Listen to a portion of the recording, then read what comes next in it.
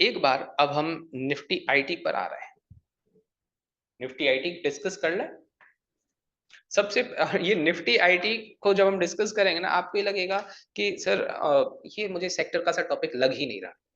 वो एक्चुअली इस वाले सेक्टर में ऐसा हुआ भी। जैसे मैं यहाँ पर आपके सामने निफ्टी आईटी का मंथली चार्ट ओपन कर रहा हूँ, ठीक है? ये मेरे पास निफ्टी आईटी का मंथली चार्ट है, ठीक है? अब मैं यहाँ पर निफ्टी आईटी के बाकी के सारे चार्ट्स ओपन करूंगा कोफोर्स में। ये मैंने मंथली का चार्ट ओपन किया। निफ्टी आईटी ने अभी तक ऑल टाइम हाई नहीं लगाया है 2022 के बाद। कोफोर्स ऑलरेडी 23 में ऑल टाइम हाई लगा चुका है। एचसीएल टेक देखेंगे, एचसीएल टेक यहाँ पर ऑल टाइम हाई लगा चुका है। इन्फोसिस देखेंगे, इन्फोसिस अभी हाईली वेटेज रखने के बाद भी बिल्कुल डिफरेंट है, जितना ऊपर गया उतना ही जा ही नहीं पाया। एलटीआईएम देखेंगे, इसमें भी सेम पिक्चर है, मतलब ऐसी पिक्चर बन रही है इनमें। एलटीटीएस जरूर ऐसा है जिसको मैं कह सकता हूँ हाँ एग्जैक्टली निफ्टी आईटी जैसा है। बट यहाँ पर जितने भी शेयर्स हैं, टीसीएस देखें, कोई भी शेयर ऐसा नहीं कहेंगे कि हाँ टेक एम देखें, विप्रो देखें। विप्रो की तो सबसे खराब हालतें रही हैं। ये ऐसी पिक्चर बनी नहीं पाई जैसे हम निफ्टी पीएसयू के निफ्टी पीएसयू इंडेक्स देख रहे हैं, उसके शेयर्स को देख रहे हैं, उनमें सेम स्ट्रक्चर है। निफ्टी ऑटो और निफ्टी फार्मा और उसके स्टॉक्स में सेम स्ट्रक्चर, ऐसा इसमें हो नहीं पाया। वो ठीक है, वो अलग-अलग ऐसा हो जाता है। ऐसा ऐसा मतलब इसके लिए मेरे पास भी कोई खास रीज़न नहीं कि ऐसा क्यों नहीं हुआ। मतलब एक्चुअली मेरे पास कोई रीज़न नहीं है क्यों नहीं हुआ, बट मैं प्राइस एक्शन के थ्रू ये बताऊँ कि हाँ, अब जो बनने वाला है, अब इसमें ऐसा हो सकता है। या कुछ-कुछ स्टॉक ऐसे थे जिन्होंने एग्ज़ैक्टली उन डेट, उन मंथ्स में तो नहीं, बट बाद में ऐसा परफ़ॉर्म किया। हमें ऐसे इसमें क्या कर लेना चाहिए जो कि एक सेक्टर के अकॉर्डिंग निफ्टी आईटी, हमारे निफ्टी आईटी के स्टॉक्स में एक्स्ट्रा ट्रेड स्कोर बढ़वा दे। यही तो हमारा मेन कंसर्न है ना, वो हो जाएगा। अब आप ये देखें, ईएलडी पर ये चार्ट था, मैं 2022 के बाद की बात करूँगा। ईएलडी पर अच्छा खासा सेलिंग प्रेशर था, कोई डिमांड जोन में नहीं आई थी प्राइस। हाफ ईयरली पर क्या अच्छा खासा सेलिंग प्रेशर दिख रहा है? बिल्कुल। मतलब वन ये बाइंग प्रेशर वाली कैंडल थी, उससे भी कहीं ज़्यादा प्राइस नीचे आ गई है सेलिंग प्रेशर के साथ। क्वार्टरली पर यदि आप देखोगे, क्या मैं कह सकता हूँ क्वार्टरली पर मेरे पास एक ये रैली बेस रैली का डिमांड जोन था। इसको मैंने विक टू विक लिया है। बॉडी टू विक तो प्राइस नहीं आ पाई थी, जस्ट थोड़ा-सा ऊपर से रिएक्ट कर गई थी। बट यदि विक टू विक मार्क करूँ, प्राइस ऊपर से नीचे सेलिंग प्रेशर के साथ क्वार्टरली के डिमांड जोन में आई। येस और नो? और रिसेंटली प्राइस अपने क्वार्टरली के सप्लाई ज़ोन में है। रिसेंटली प्राइस अपने क्वार्टरली के सप्लाई ज़ोन में है। अभी फिलहाल क्वार्टरली के सप्लाई ज़ोन में। मैं इसके लिए भी कहूँगा कि ये ब्रेक होने वाला है बहुत जल्दी। ये क्वार्टरली का सप्लाई ज़ोन बहुत जल्दी ब्रेक हो जाएगा। क्योंकि यदि इस सप्लाई ज़ोन को देखें, प्राइस ऊपर गई, यहाँ पर जाने के बाद इसने अपना काम कर दिया, प्राइस को नीचे की तरफ पुश कर दिया था ना? पहले इस रेड कैंडल ने इसमें एंट्री दी, बिल्कुल डीप तक प्राइस जाती है और उसके बाद यहाँ पर आ जाती है। और फिर इस ड्रॉप बेस रैली के 5 बेस कैंडल वाले नॉर्मल से डिमांड जोन से ऊपर चली गई। मतलब अपने इस क्वार्टरली के सप्लाई जोन ने अपना काम कर दिया था। क्वार्टरली का सप्लाई जोन मेरा टेस्टेड हो चुका है। अब मेरे पास कुछ है नहीं, नॉर्मल सा एरिया है, उसको ब्रेक कर देगा ये। लोअर टाइम फ्रेम पर जाएँगे तो अच्छी तरह से पता चलेगा। वापस 2022 इस क्वार्टरली के रैली बेस रैली के डिमांड जोन पर आते हैं, मंथली पर देखते हैं। मंथली पर भी यहाँ पर इस रैली बेस रैली टाइप का ये स्ट्रक्चर था, इसमें ये 4 बेस कैंडल थी। मंथली और क्वार्टरली पर सेम एरिया में मेरे पास यहाँ पर सेम एरिया में डिमांड ज़ोन था। अब वीकली पर आते हैं। वीकली पर क्या हम कह सकते हैं वीकली का एक ऊपर वाला ये rally base rally demand zone था और नीचे हमारे पास ये एक drop base rally demand zone था। ऊपर वाले डिमांड ज़ोन को ब्रेक करने के बाद नीचे प्राइस वीकली के इस डिमांड ज़ोन में आई। येस और नो? अब यहाँ पर कन्फर्मेशन एंट्री वाला लॉजिक भी देखेंगे। सारे लॉजिक जो हमने पढ़े ना, सारे लॉजिक लगा लेंगे अपने। यहाँ से ऑलमोस्ट 40,000 का इंडेक्स 25,000 आ जाएगा। ये हमारे लिए एक सेलिंग प्रेशर वाली बात है। हम इसमें कन्फर्मेशन एंट्री लेंगे ना? यस, हम इसमें कन्फर्मेशन एंट्री लेंगे और हमारे लिए कन्फर्मेशन एंट्री का ये वाला जो सप्लाई ज़ोन ब्रेक होता तब हम कन्फर्मेशन एंट्री करते हैं। या इससे पहले जो ये सप्लाई ज़ोन इसके बाद जो ये सप्लाई ज़ोन बना था ये, नीचे वाला सप्लाई ज़ोन भी ब्रेक हो जाएगा तब भी हम कन्फर्मेशन एंट्री कर सकते थे।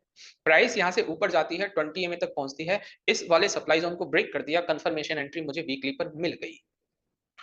और वीकली का ये जो विदाउट बेस कैंडल वाला जो एरिया था, जिसने एक्चुअली कन्फर्मेशन एंट्री दी थी, एक्चुअली प्राइस को ऊपर की तरफ भेजा था, एक सप्लाई ज़ोन को ब्रेक किया था। आपको डेली पर भी मैं लेकर जा रहा हूँ अभी, डेली भी देख लीजिए।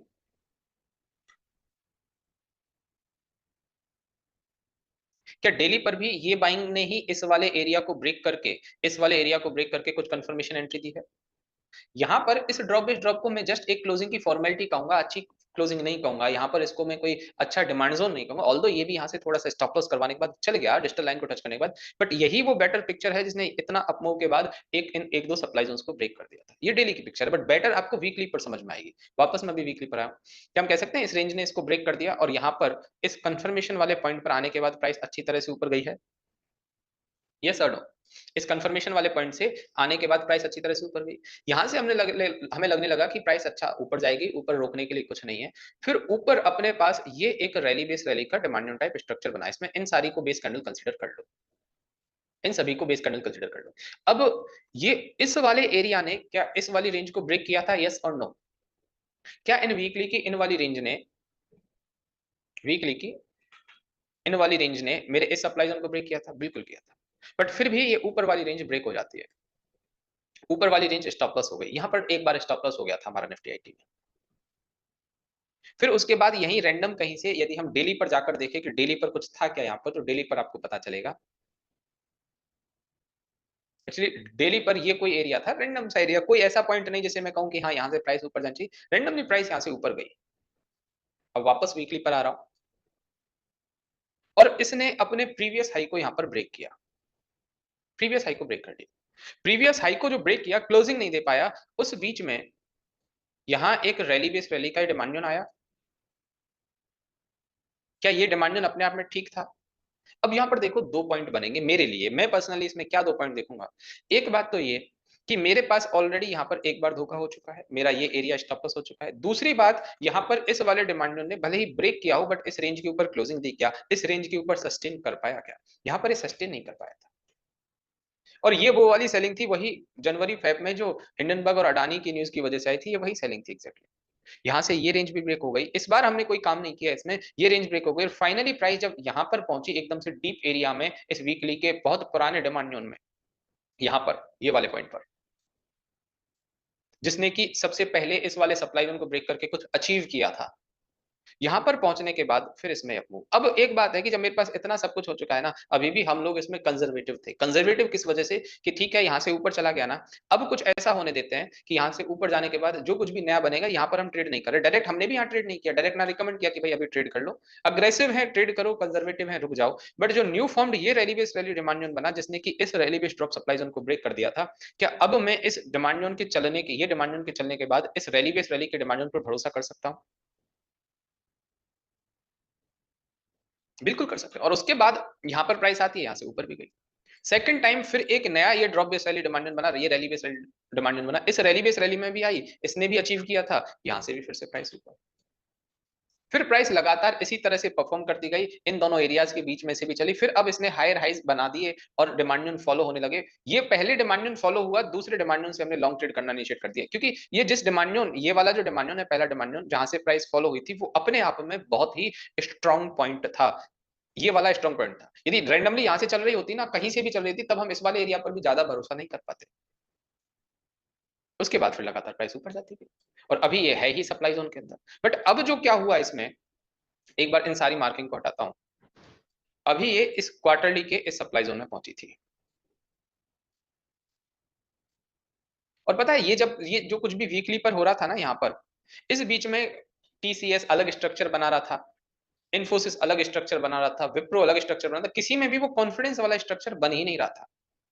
बट अब जो केस है, अब सभी स्टॉक में ऐसा हो रहा है कि निफ्टी आईटी से रिलेटेड जितने भी स्टॉक है ना, वो ठीक वैसा ही बिहेव कर रहे हैं, वैसे ही स्ट्रक्चर बना रहे हैं जैसा निफ्टी आईटी बना रहा है, जैसा कि निफ्टी आईटी बना रहा है।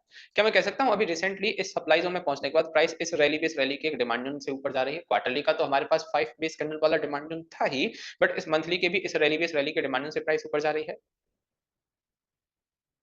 यस और नो? इस मंथली के इस रैली बेस रैली वाले डिमांड जोन से ऊपर जा रही है। यहाँ पर वीकली पर भी मेरे पास ये ऊपर रैली बेस रैली, नीचे ड्रॉप बेस ऊपर जा रही है। क्वार्टरली का तो हमारे पास 5 बेस कैंडल वाला डिमांड जोन था ही, बट इस मंथली के भी इस रैली बेस रैली के डिमांड जोन से प्राइस ऊपर जा रही है? यस और नो? इस मंथली के इस रैली बेस रैली वाले डिमांड जोन से ऊपर जा रही है। यहाँ पर वीकली पर भी मेरे पास ये ऊपर रैली बेस रैली, नीचे ड्रॉप बेस रैली, इन दोनों डिमांड जोन के कहीं बीच में से यहाँ वाले पॉइंट से ऊपर जा रही है। ये कोविड वाली सेलिंग, सॉरी इलेक्शन वाली सेलिंग है।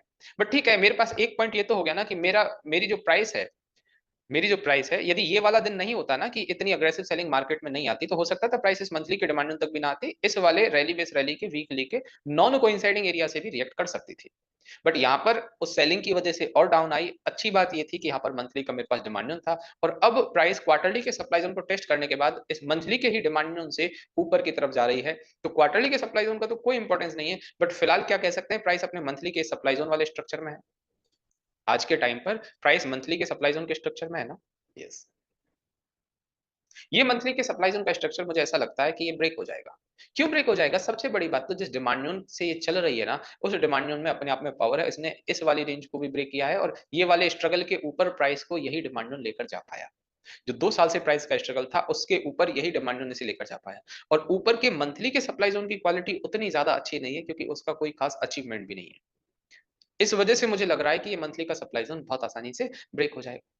अब ब्रेक ना भी हो, ठीक है, वो अभी देखेंगे कैसे होगा। बट अब मेरे पास जो नई ट्रेड की अपॉर्चुनिटी है, मेरे पास मंथली का ये डिमांड बन चुका है, ये ड्रॉप बेस रैली का ऑन मंथली टाइम फ्रेम।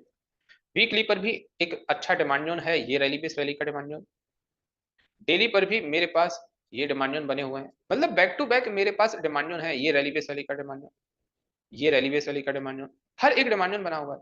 इसने इस डेली के सप्लाई जोन को और इस वीकली के ऑलमोस्ट सप्लाई जोन को भी ब्रेक कर चुकी है। प्राइस में जो बाइंग प्रेशर आ रहा है, ये धीरे-धीरे करके इस रेंज को बहुत आसानी से ब्रेक कर देगी। धीरे-धीरे करके इस रेंज को बहुत आसानी से ब्रेक कर देगी। और जब ये इस रेंज को ब्रेक करेगी, पीछे कहीं इस वाले पॉइंट पर शायद पहुँचे, इस वाले पॉइंट पर पहुँचे जो कि टेस्टेड है भले ही, बट यहाँ से नीचे आने के बाद जब कोई ऐसे डिमांड जोन में आएगी, ठीक मीडिया जैसा स्ट्रक्चर है, जैसे ये रैली बेस रैली का डिमांड जोन बन जाता है और इसे ब्रेक कर देता है। जब प्राइस इस रैली बेस रैली के डिमांड जोन में आएगी ना, फिर यहाँ से चल जाएगी ऊपर। यहीं से चल जाएगी, क्योंकि ये मंथली के सप्लाई जोन को ब्रेक करने के पार्टिसिपेशन में डेली का डिमांड जोन बना हुआ है। ऑलरेडी बाइंग प्रेशर मुझे बता ही रहा है कि देखिए इस डिमांड जोन से ऊपर जाने के बाद वीकली के सप्लाई जोन, ये डेली के सप्लाई जोन इसमें ब्रेक होते हुए जा रहे हैं। स्टॉक अपने आप में नई अपॉर्चुनिटी क्रिएट करते हुए जा रहा है। और ऐसा हो कि प्राइस ऊपर से नीचे आ जाए, इस मंथली के सप्लाई जोन से नीचे आ जाए, तो इसको अग्रेसिव मानते हुए हम ट्रेड नहीं करेंगे। नीचे वाले इस डेली के एरिया को या फिर इस वीकली के एरिया को देख लेंगे कि हाँ, अब निफ्टी आईटी अपने वीकली के डिमांड में आ चुका है। अब हम इसमें यहाँ से निफ्टी आईटी के शेयर्स भी यदि वहां पर आते हैं, तब उनमें हम लॉन्ग हो सकते हैं। ये निफ्टी आईटी के बारे में जो हमारा व्यू है वो क्लियर हो गया कि हमें क्या करना है। या तो प्राइस इस सप्लाई जोन को ब्रेक करे, एक अलर्ट प्लेस कर दूंगा मैं सप्लाई जोन के ब्रेक होने का, एक अलर्ट प्लेस कर दूंगा ब्रेक होने का। जब ब्रेक करके नीचे आएगा किसी भी डेली के डिमांड में, वहां ट्रेड कर लेंगे। अदरवाइज क्या करेंगे कि प्राइस नीचे आती है तो मेरे पास वीकली का ही डिमांड होना है, इसका अलर्ट प्लेस कर देंगे, वीकली के और डेली के दोनों डिमांड। वो अलर्ट प्लेस करने से क्या होगा, प्राइस में जो कुछ भी मोमेंट होगा ना, उसको आप बहुत आसानी से देख पाएंगे, और आप उसमें अपॉर्चुनिटी फाइंड आउट कर पाएंगे। आप उसमें अपॉर्चुनिटी फाइंड आउट कर पाएंगे। कर सकते हैं मनीष, ठीक है। अब स्टॉक की टॉप डाउन अप्रोच करें। टेक एम से स्टार्ट कर रहा हूं मैं, कि अभी टेक एम में कोई नई अपॉर्चुनिटी, पुराने डेटा पर नहीं जा रहा, बैक टेस्टिंग नहीं करूंगा, टॉप डाउन अप्रोच कर रहा हूं। टेक एम अपने ईयरली के इस डिमांड में आया था, यस और नो? अभी ईयरली के डिमांड से ही चल रहा है ना,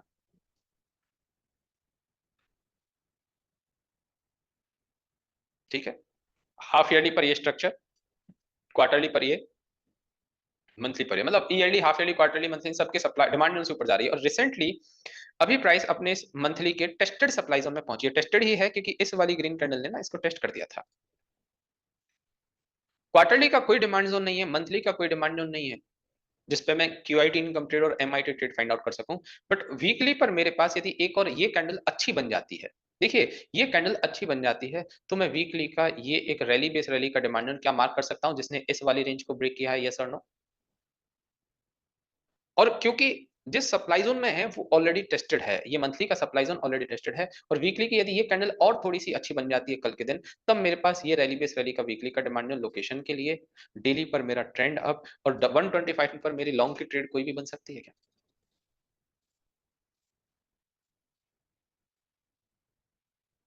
125 पर ये वाला ड्रॉप बेस रैली बिल्कुल परफेक्ट एरिया होगा। अब किसी को लग रहा होगा कि सर, हमने सेक्टर वाली क्लास में बात करी थी कि सेक्टर जब सप्लाई जोन में है तो हम स्टॉक में लॉन्ग की ट्रेड नहीं फाइंड आउट कर सकते, यही बात हमने पढ़ी थी, बिल्कुल ठीक है। बट उस सप्लाई जोन में प्राइस पहुंच रही है, उस सप्लाई जोन प्राइस पहुंच रही है, या तो वो ब्रेक हो जाए। यदि ब्रेक नहीं हुआ और उस सप्लाई जोन से नीचे आई और उसी टाइम पर सेक्टर डेली के डिमांड जोन में आ गया या वीकली के डिमांड जोन में आ गया, और टेक एम भी मेरा इस 125 के डिमांड जोन में आ गया, तब तो मैं इसमें लॉन्ग हो सकता हूँ ना, तब तो मैं लॉन्ग हो सकता हूँ ना, तब हम लॉन्ग हो जाएंगे।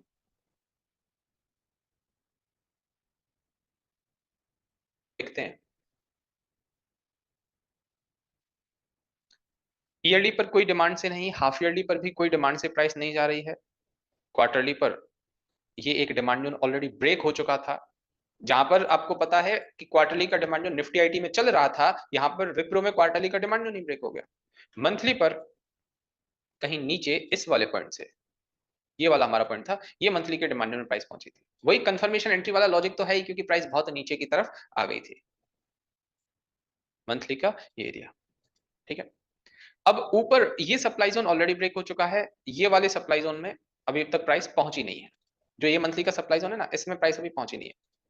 बट अच्छी बात ये है, इसने नीचे से ऊपर जाते हुए मेरे पास मंथली का एक लोकेशन टाइप स्ट्रक्चर बना, जिसको मैं इस तरह से मार्क कर सकता हूं। इसको मैंने ऐसे मार्क किया है कि मैं ओरिजिन पॉइंट को फाइंड आउट करते हुए मार्क कर रहा हूं।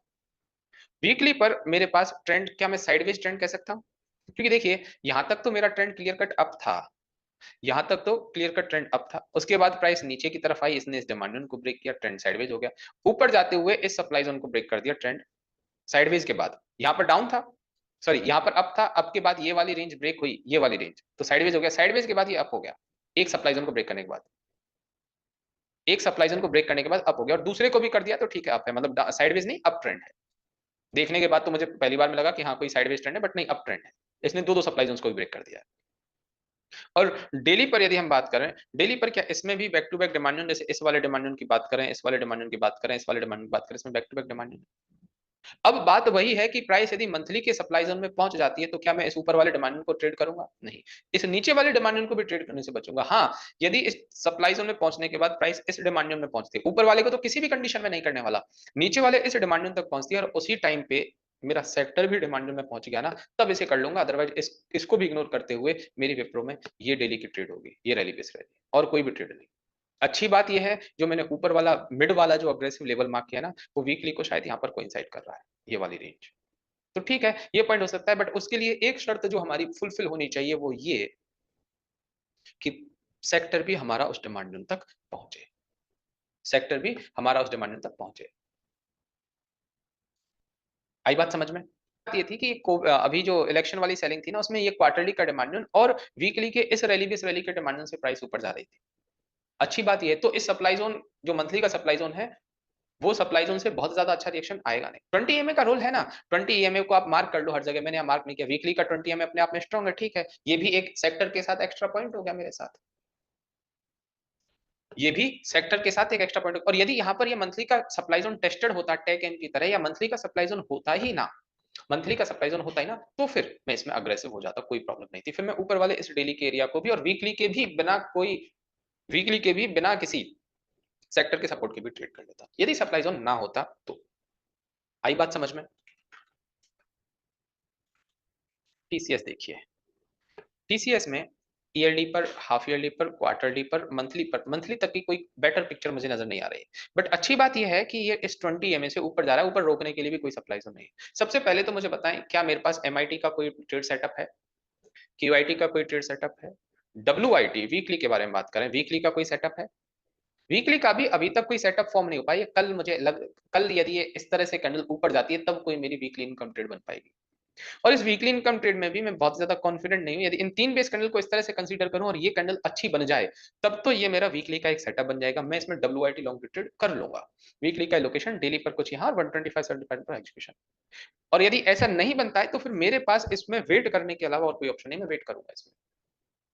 मेरे पास, मैं वेट करूंगा। मेरे पास जब एमआईटी ट्रेड सेटअप नहीं, क्यूआईटी नहीं, डब्ल्यूआईटी नहीं, इवन डीआईटी, डीआईटी नॉर्मल है, बट मैं डायरेक्ट ट्रेड नहीं कर सकता ना डीआईटी एचआईटी, उसके लिए मुझे एमआईटी क्यूआईटी फाइंड आउट करते हुए नीचे आना है। तो अब इस सेक्टर में जब आपका व्यू ऑलरेडी बुलिश बन चुका है, तो इसमें आप कोशिश करें कि आप एमआईटी सेटअप ढूंढें, जैसे कि ये परसिस्टेंट है।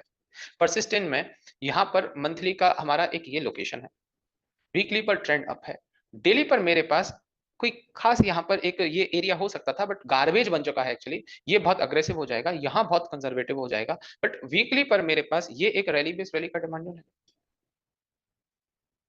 ये रैली बेस रैली का डिमांड है।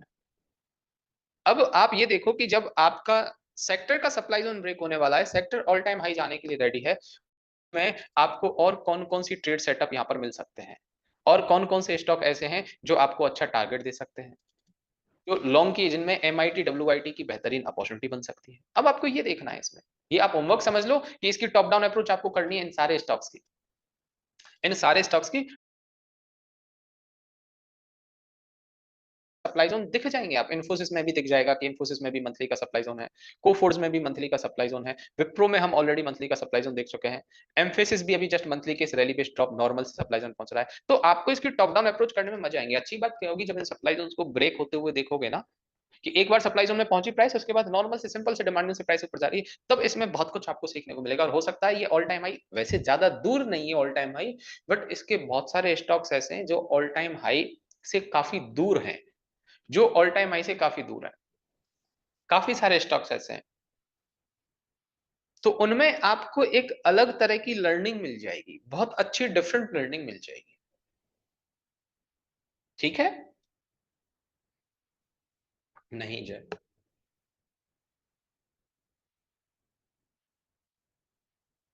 हाँ, बिल्कुल सौरभ। बट उसके लिए टॉप डाउन अप्रोच सौरभ कह रहे हैं कि हायर सप्लाई ज़ोन में थोड़ा बहुत ऊपर हायर टाइम फ्रेम की सप्लाई ज़ोन में थोड़े बहुत दिन अगर weekly and daily zone respect हो रहा है तो लॉन्ग हो सकते हैं, बिल्कुल हो सकते हैं। बट पहले कुछ दिन उनको ऑब्जर्व करें, पहले 1 महीने 2 महीने उनको ऑब्जर्व करें, उसके बाद उनमें डायरेक्ट लॉन्ग क्योंकि ये थोड़ा-सा अग्रेसिव हो जाता है ना सौरभ। ये जो मैंने यहाँ तक बताया है क्लियर हो गया निफ्टी है ना निफ्टी ऑटो जैसे हमने जैसे हमने डिस्कस किया था निफ्टी फार्मा ठीक ऐसे ही निफ्टी ऑटो में भी आपको अपॉर्चुनिटी मिल सकती है जैसे ईयरली पर कुछ नहीं है हाफ ईयरली पर कुछ नहीं है क्वार्टरली पर कुछ नहीं है मंथली पर कुछ नहीं मंथली पर अभी मेरे पास काफी दूर यहाँ डिमांड जोन है अब इस डिमांड जोन में आने तक क्या मैं निफ्टी ऑटो में आने वाले किसी भी शेयर में एंट्री नहीं करूंगा किसी भी डिमांड जोन से लॉन्ग नहीं होगा किसी भी सप्लाई जोन से शॉर्ट नहीं करूंगा ऐसा तो नहीं है कि प्राइस जब तक सेक्टर में नहीं आ रही है तब तक मैं कुछ नहीं करने वाला अंकित ऐसा कुछ भी नहीं है सेक्टर में आएगी ठीक है नहीं आएगी ठीक है अपोजिट तो नहीं है ना सेक्टर मेरे तो इस वाली चीज में यदि मेरे पास एक्स वाई जेड कोई स्टॉक है लाइक आयशर मोटर हुआ इसमें मेरे पास मंथली का क्वार्टरली का ये लोकेशन है वीकली पर हमारे पास ये एग्जीक्यूशन है इसमें ट्रेड मिलती है तो मैं करूंगा ये डेफिनेटली करूंगा मेरे पास इसमें हीरो मोटोकॉर्प का यदि कोई स्ट्रक्चर है कि मंथली पर मेरे पास ये एक रैली बेस रैली का डिमांड जोन है इस रैली बेस रैली में वीकली का ट्रेंड अप ये है डेली पर मेरे पास कुछ यहाँ पर एग्जीक्यूशन मिलता है तो मैं करूंगा कोई भी स्टॉक मुझे दिख गया उसमें मैं ट्रेड करूंगा चाहे फिर वो एमआईटी हो डब्ल्यूआईटी हो कुछ भी हो हीरो मोटोकॉर्प में एमआईटी दूर लगती है तो वीकली इनकम ट्रेड भी हो सकती है इसमें मेरा ये वीकली का ये लोकेशन हो सकता है इसको रैली बेस रैली इस तरह से मार्क कर सकता हूं डेली पर ये एरिया और यहाँ 125-75 पर कोई भी एग्जीक्यूशन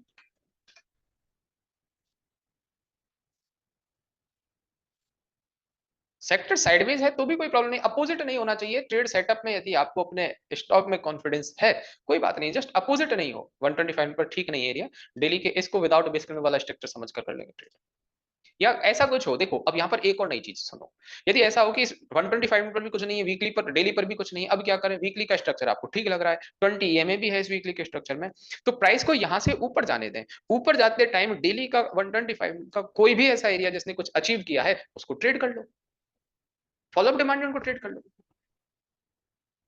तब तो कर सकते हैं ना बिल्कुल करें हर एक चीज का सॉल्यूशन है हर एक चीज का